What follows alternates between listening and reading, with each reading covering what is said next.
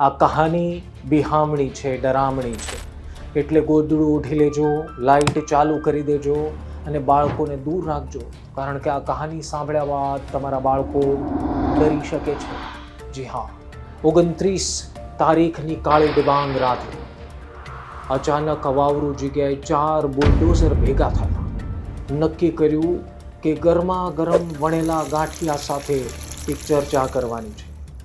4 બુલડોઝરમાંથી એક બુલડોઝરે ડીઝલની બાજુની ડિક્કીમાંથી ગરમા ગરમ ગાંઠિયાનું પેકેટ કાઢ્યું અને તળેલા મરચાં પણ હતા.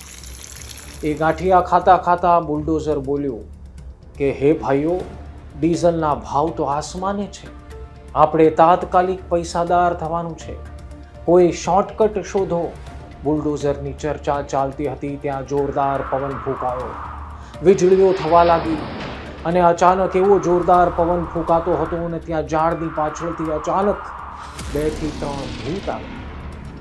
ભૂતને જોઈને બુલડોઝર ડરી ગયા, એમના નટબોલ્ટ હલવા લાગ્યા અને ભૂતે કીધું કે હે બુલડોઝર ભાઈઓ, ચિંતા કરો માં, અમે તમને પૈસાદાર બનાવવા આવ્યા છીએ, અમારી પાસે શોર્ટકટ છે, આ લ્યો બિલ્ડર બ્રાન્ડના મસ્તીના પૈસા અને હું તમને કહું એ કરી નાખો.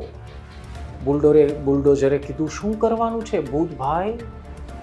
તો કે નાસિરનગરમાં 100 ગરીબોના આવાસ છે, ઘર છે, કાચા પાકા મકાન છે, ત્યાં ફરી વળો અને બિલ્ડર બ્રાન્ડના આ કટકીવાળા રૂપિયા લઈને મોજ કરો. અને બીજા દિવસે સવારે 30 તારીખે બુલડોઝર ડ્રાઈવર વગર આપોઆપ શરૂ થયા અને ધીમે ધીમે નાસિરનગર પહોંચી ગયા અને કોઈને ખબર ન પડે એમ 100 ઘર તબાહ થઈ ગયા. બુલડોઝર જાતે જ આવ્યા હતા, જાતે જ ગયા અને ભૂત ગાયબ થઈ ગયા, બુલડોઝર ભાગી ગયા.